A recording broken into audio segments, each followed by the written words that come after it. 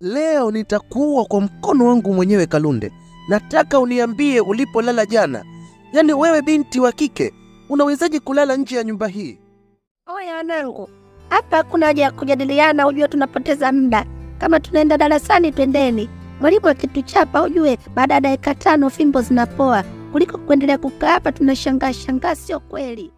We nawe nini kinachokufanya unatetemeka ovyo? Unakuwa moga kama mtu asiyekuwa na ujasiri, mtoto wa kiume. Mimi kwa nkosana na watu oga jinga uje spendi. Unakaa na mtu wa mjasiri. Huyu hapa tunaongelea habari za nyoka, unaogopa. Wewe unaogopa nyoka? Nyoka kitu gani?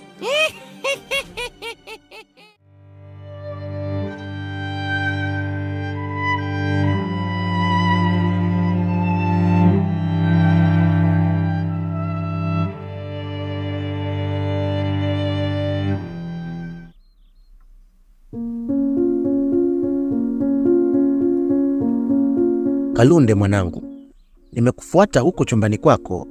Nataka uniambie ukweli ambao usingeweza kuusema pale mbele ya mama yako. Kuna kitu hata mimi nina mashaka nacho sana kuhusu tabia za Mariam. Lakini mke wangu anakuwa anamtetea wakati wote kwa kuwa ni binti yake. Sasa na wewe usiongee kwa hila. Nataka unieleze ukweli kuhusu huyo mwanaume anayeitwa Gaucho. Ni mwanaume wako au ni mwanaume wa Mariam? Lakini nje ya hivyo, nataka unieleze ukweli. Uliko lala jana ni wapi? Haki ya Mungu baba, mimi nakwambia ukweli. Yaani mama huwa ananinyanyasa na kunipiga wakati wote ninapotaka kusema ukweli wote kuhusu binti yake Mariam. Lakini Mariam ana tabia mbaya baba. Hata huyo mwanaume anaitwa Gaucho ni mwanaume wake. Nashangaa ghafla eti wananisingizia wanasema ni mwanaume wangu. Mimi nilimwona siku moja alienda kumtambulisha stendi kwa sababu mwanaume ni kondakta wa daladala. Lakini kuhusiana baba, mimi kweli nilibakwa. Kalunde mwanangu, naomba usiendelee kunidanganya. Hivi, unawezaje kubakwa na unarudi hapa ukiwa na nguvu zako kama hivyo ulivyo? Yaani mwanangu, unataka kuniambia huo mchezo umezoea sasa? Kwa sababu kama hujazoea huo mchezo ungerudi hapa ukiwa mwenye maumivu nikupeleke hospitali. Umerudi unatembea huko vizuri kabisa. Niambie ukweli Kalunde. Hawa waliokubaka kina nani sasa? Haya nieleze sasa, nianzie hapo. Waliokubaka ni kina nani?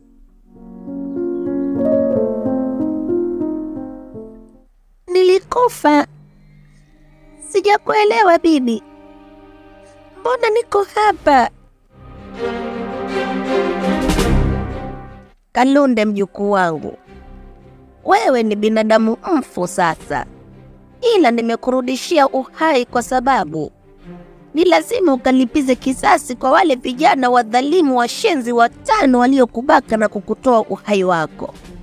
Lakini hakikisha kila kilichotokea unaendelea kukifanya siri, kwani ukisema ukweli wowote utaharibu kila kitu. Lakini sharti la mwisho, utakiwi kukasirika. Ukikasirika utabadilika, utakuwa kiumbe cha kutisha. Kwani wewe sasa si binadamu.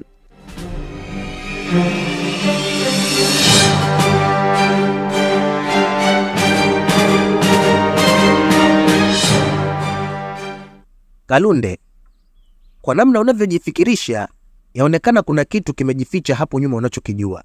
Sasa basi, mimi na wewe makubaliano yetu kwa sasa yatakuwa ni ya aina moja tu. Either uondoke kwenye hii nyumba ukatafute baba yako alipo ukakae naye, ama uniambie ni kina nani waliokubaka ili mimi nichukue hatua. Maana yake mtoto wangu amebakwa, nataka niridhike tu. La sivyo utakuwa unanidanganya. Nataka kuwajua waliokubaka na unipeleke sasa hivi, aidha unipe taarifa zao za kutosha. Naam, ni lazima ufanye siri kuhusu hawa vijana 5. Usije ukawataja mahali popote pale kama walikubaka, kwani hawa vijana watakufa mmoja baada ya mwingine juu ya kisasi chao.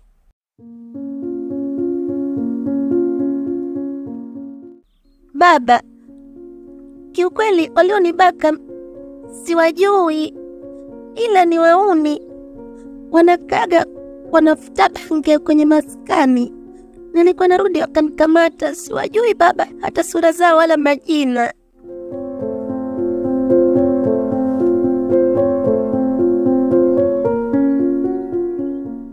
Kalunde, leo ninakuonya kwa mara ya mwisho. Ninakuonya kwa mara ya mwisho, weke akilini mwako. Ikija kutokea umerudia tena kosa la kipumbavu kama hili la kulala nje ya nyumba yangu, mtakacho kufanya Kalunde, hakika utajutia maisha yako yote, na utaona mimi sio baba yako, utanihesabu kama mtu katili. Mjinga wewe.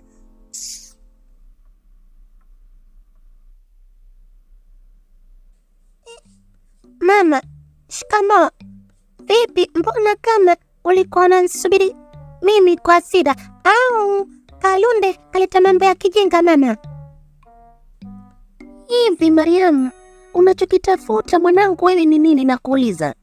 Kwa nini unashindwa kuwa na akili sawa sana, akili timamu na mamako nipo kazini, nipo kwenye game, nipo kwenye mchezo? Unataka kutibwa mambo sio? Wewe ulinidanganya nini kuhusu Kalunde na ule Gaucho? Si uliniambia huyo Gaucho mwanaume wa Kalunde na kamnunulia simu? Mbona leo Kalunde katuthibitishia huyo Gaucho mwanaume wako wewe? Kwa hiyo wewe unadanganya mimi vitu, unamsingizia Kalunde, kumbe unafanya wewe sio? Jamani, astaghfirullah, ogopeni Mungu. Yaani Kalunde wako nsingizia mimi?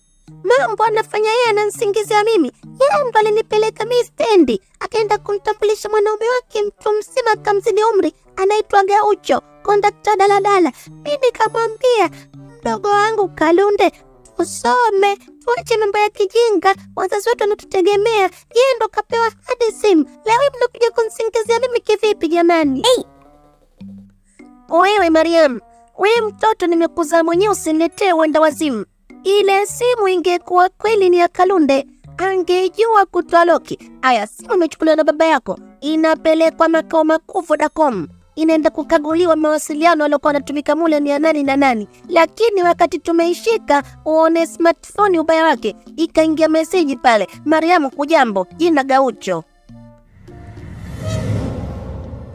Gaucho kaandika Mariamu hujambo, hajasema kitu kingine, hajasema kama erangu hata nimeharibu. Mama, basi hapo nitaka nichanganye mada. Gaucho tukansalimia shemeji yangu.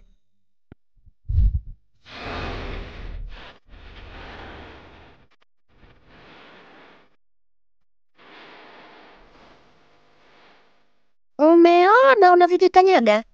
Umeona unavyojibaragusa? Aya, huyo shemeji yako anaanza kusema eti hela yangu hajanitumia. Hela gani shemeji yako anataka kukutumia wewe? Malaya katoto wewe. Toto mdogo umeanza umalaya. Mama yako ulianza umalaya kidogo, umri uliendaenda. Wewe mbona umeanza mapema? Mbona umeanza mapema Mariam mwanangu, nataka niwe bibi kabla umri wangu jamani. Mabibi wa siku hizo wana miaka hadi 25. Mtu ana miaka 25 bibi shogangu. Wewe usinipeleke huko. Jamani, msaada jamani, jamani msana kufa huko.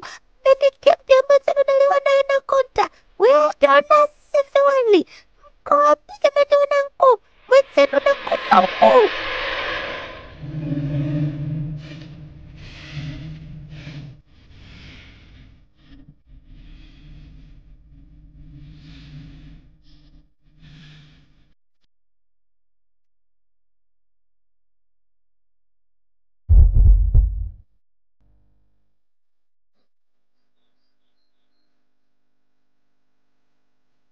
We Diwani, acha kuchoka tukimbie.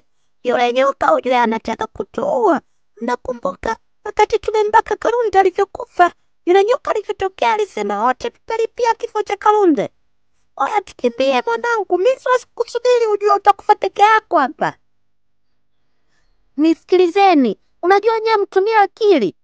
Tukikimbia ikitokea lolote lile baya, sisi tutaingia kwenye matatizo. Inabidi turudi msituni tukaangalia nini kimemtokea Bangara. Kama ile nyoka kameza kamuua au imekwaje. Ili kama imetokea hivyo tuchukue mwili wa Bangara tukautupe tupoteze ushahidi.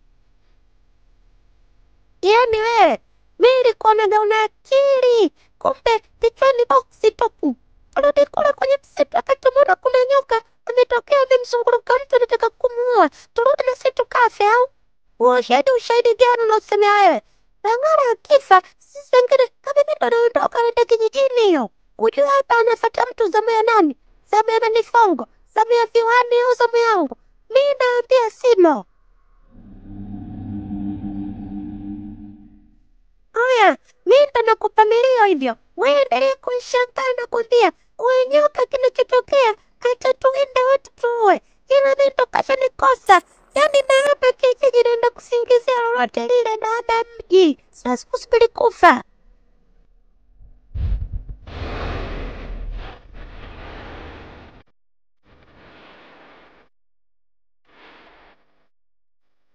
Oya, oya vipi unatemeka nini? Unaona nini mtoto wa kiume wewe? Unakuwa muga tunakimbia kwanza naanza kuniita. Nisaidie. Mtoto wa kiume unajitetea. Kwanza ninge kwa nimekutana na nyoka. Wee, ningepigana naye nimuue. Nimefunza kupiga nyoka. Kijijini kwetu huko. Oye mwanangu, angalia nyuma yako kumekucha huko. Unaongea sana nyoka huyo nyuma yako.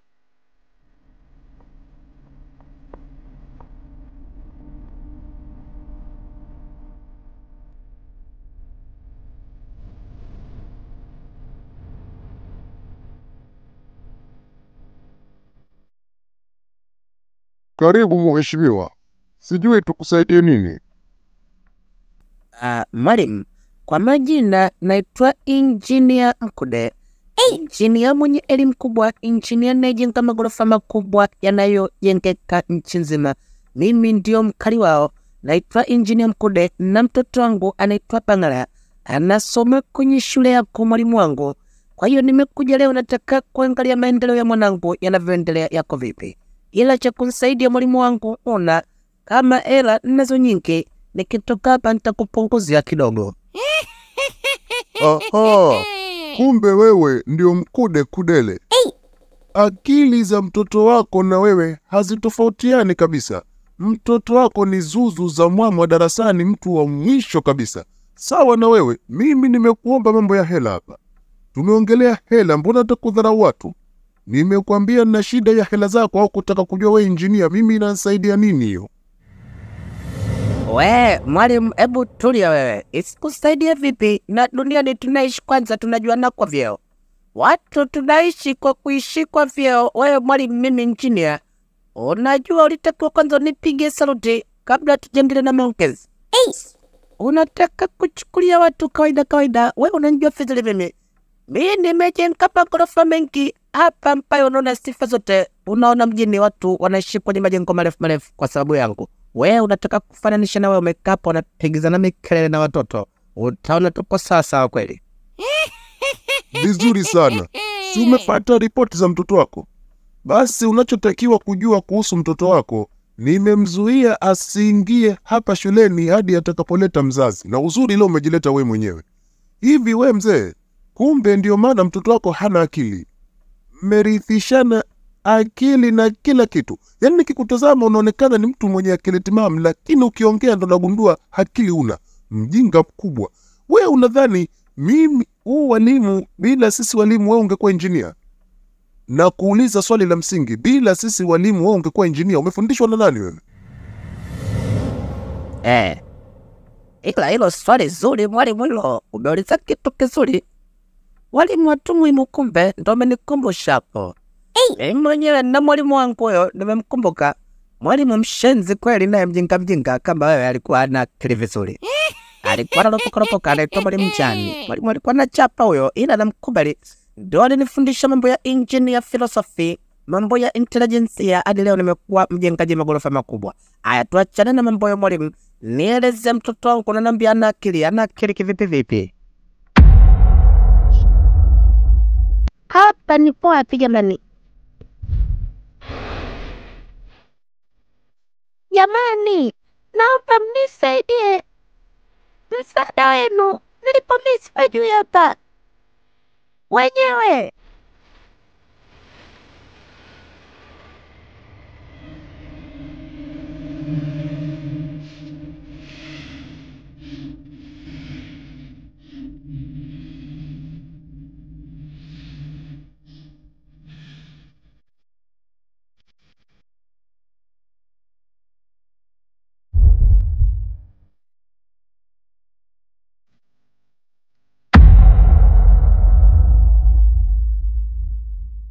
sana. Hutakiwi kupiga kelele unapokuwa mahali hapa. Hapa ni gereza, na gereza hili mtakaa wote hadi mtakapoenea watu 5 mliomuua Kalunde, na baada ya hapo wote nitawachukulia uhai wenu kwa pamoja. Bibi yangu kipenzi, samani mbona mimi katika kumuua Kalunde sijahusika. Mimi na Kalunde rafiki yangu tulikuwa tunajisomea, nilikuwa namfundisha masomo ambayo alikuwa yajui. Hata kama mwenyewe yupo, jamani, mwite nimuulize. Mimi sina matatizo na Kalunde, sijahusika bibi, naomba niache. Alafu mwenzako ujue na njaa sijala bibi, tangu muda ule nilipokuwa pale polini sikula chochote.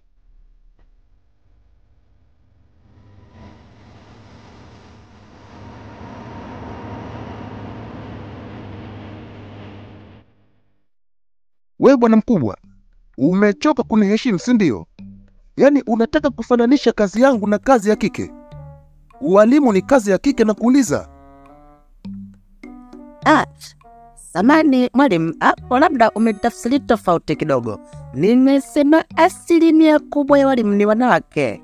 Yaani kwa hiyo kazi fulani ambayo wanawake wanaikimbilia sana. Tofauti na kazi yetu wanaume, mikazi yangu kupanda gorofani huko, ukidondoka kazi haina bima, unavunjika kiuno. Anaitwa mwenzako, wewe unaenda kuzikwa, bye bye hiyo.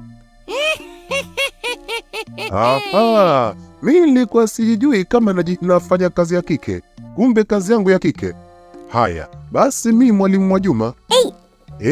Mwalimu Mwajuma, mwalimu Fatuma au mwalimu Sikuzani? Hebu nitazamie jina unaloona zuri hapo unipe tuendelee na maongezi. Niitwe mwalimu nani? Au mwalimu Siajabu? Mwalimu, nao ujue nimekuvumilia hapa, nimechoka, uache nongwa. Mtu unataniwa kidogo, unaanza kukasirika, unajifanya eti uko serious na maisha.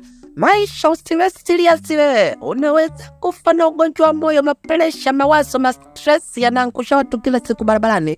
Wanasema mtu kafa bila sababu, kumbe jitu linafikiria maisha magumu, nifanye nini? Nitaishi vipi? Wewe utaishi vipi na dunia ndio hii unaishi, na ndio unaishi hapo unaishi, unaweza utaishi vipi? Ndio naishi hivyo.